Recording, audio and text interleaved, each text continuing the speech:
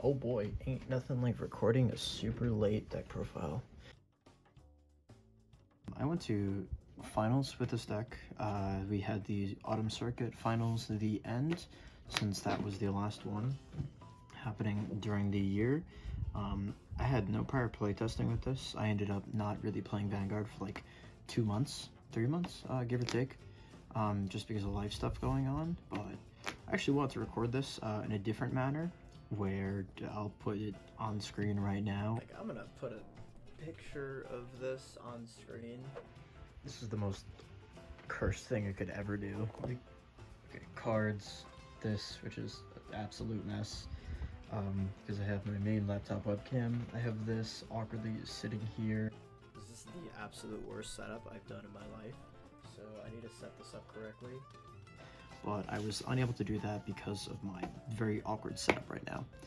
But I'm going to be moving soon enough, so I'll be able to properly have that set up, and my production quality for all my videos is going to increase. Getting into the profile, Spare Crabs of Orfist, there's nothing to say. I didn't call this down to the rearguard circle to make a larger line with the additional order, but I definitely thought about it, even though I did survive the following turn, so I kept it in hand, and that felt like the correct decision. Let me actually so this is the order lineup I'm running right now. I don't feel like I misplayed not playing the other grade 3 order. As weird as it is, I didn't feel like I needed to retire because I have this guy, Alvidiv, and he was my retire option, and there's only one card, maybe two, arguably, retiring Urger just so that they don't have the intercept for your tokens when you're attacking. Something that allowed me to win at Legacy Cup about a couple months back, and that was the only thing I was consciously thinking of, because I was expecting to see Nirvana during the tournament. I did not see Nirvana during the tournament, which is lucky for me. So definitely one of these orders, one of the new orders is important, because if you make a column of tokens, you're going to be making 40k.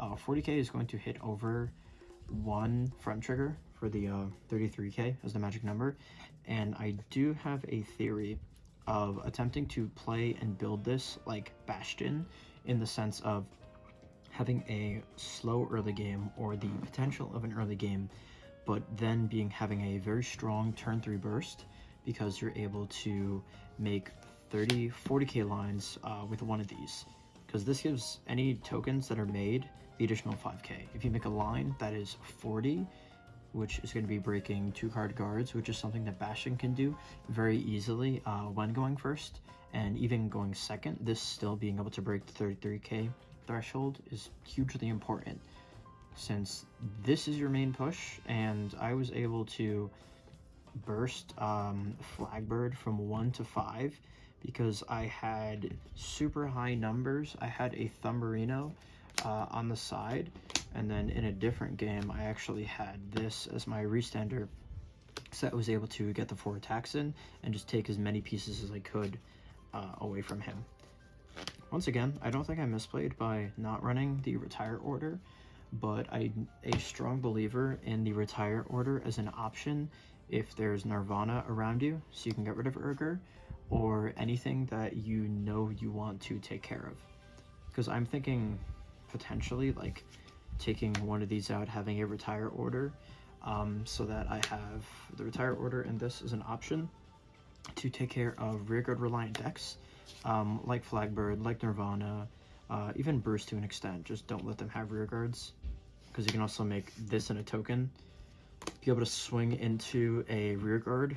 If you really want to remove it, have this pop the back row, have the other rear swing to the side potentially. There's a lot of control options that you can do, because this is a very well-rounded deck. It's probably the right word. Also, with the new card that we have, the grade 1 that also searches top 5, this is just a better iteration of the snake for a couple reasons. Definitely the first one is that you can take this and put it on the side early game, be able to swing in, and even if they damage deny you, the fact that this can replace itself into a shadow token is very huge. That is such a large tempo swing, because either they have to take care of it turn 2, or it's going to become a strong unit for turns 3 onward. So it helps you establish your board without getting stuck in the way that Rudis did when I tried to play that early on in the builds.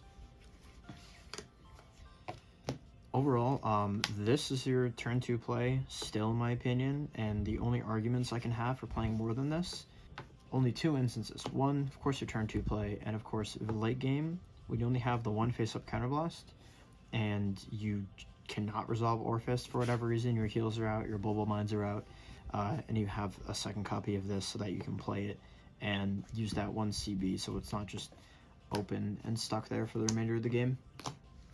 For the draw orders, just to attempt to draw into any other pieces, even though this always gets me random cards that I never need. I always end up drawing orders off of orders from this, and it usually feels super bad, but I'm playing primarily these 5 just so that I can have more of an early game option, as in I just want to be able to see this early so that I can search one of these 2 due to my grade 1 ride, just so that my mid and late game are set up.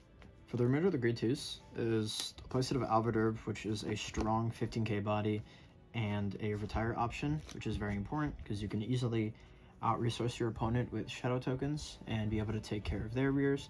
But this is an incredible card to attempt to finish out games. I was never lucky enough to end up checking like 1 or 2 crits turn 3 and being able to stack this on so that I could swing twice and attempt to take away pieces from my opponent, but that's definitely an option. Ideally, of course, you hit the over trigger and you just blow them out of the water and just say, do you have PGs, yes or no? But this is huge because this is going to be used once, like 1.5 times per game, because you are really overextending if you try to use this twice per, unless you actually have the rear guards in hand to attempt to make a board state. Otherwise, you can really hurt yourself. What you can end up doing is swinging like right side, middle, so that you're able to retire the 3 tokens, so that you're able to swing with this by itself, take care of these, and you can still have a booster for the additional swing, so you can go low to high potentially, and instead of awkwardly going like high to low like I accidentally did in the tournament, I ended up just killing my back line, so that I ended up swinging awkwardly with this column. But at the same time, that definitely is, this is also an out to Bruce, or as in Leonard, so that you can clear your back row and you can intercept your front row so that you're able to take care of yourself. Perfect cards, I have nothing to explain. I don't really have anything to say about that.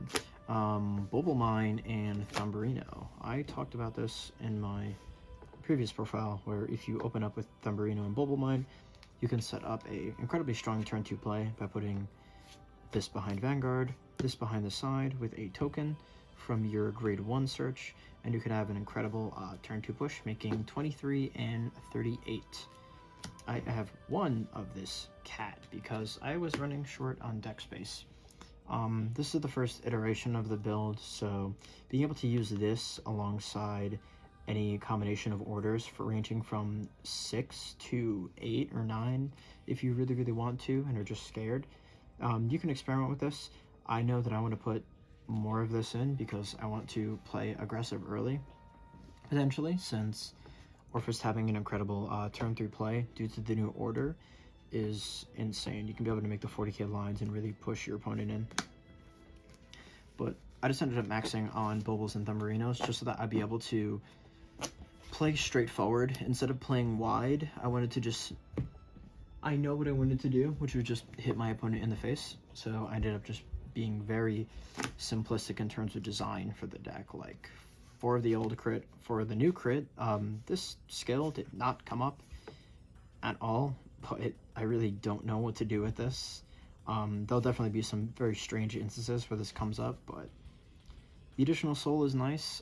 It's a potential early game play if you call a grade 1 and call this and you make a number. That's it. It's really weird. It's a crit with a skill, which outclasses what we had instead of a vanilla crit, but at the same time, like, we're not calling down crits for the 5Ks at all. The 1OT, I actually didn't check this the entire tournament, so that was very unfortunate. I drew it a couple times that I had the shield value, but that was really it. 3 fronts for the 20k shields. Super nice.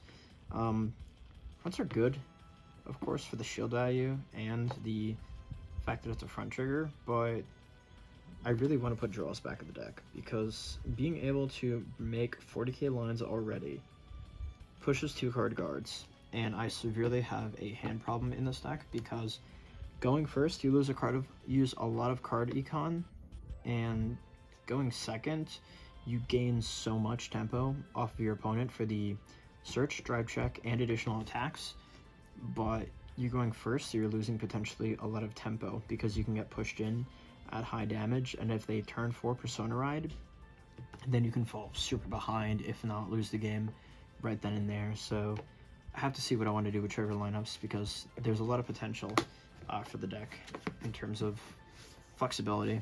4 heals, of course. I played V for a while and I actually felt really bad with these being 15k shield, but we do what we can still. So as a deck profile, I'm gonna make another iteration of this, probably another short update later down the line. But as always, let me know what you guys think, and I'm gonna be able to get a proper setup later with a webcam and everything so that I can make higher quality videos. As always, thank you much for watching, and I will see you in the next one. Enjoy.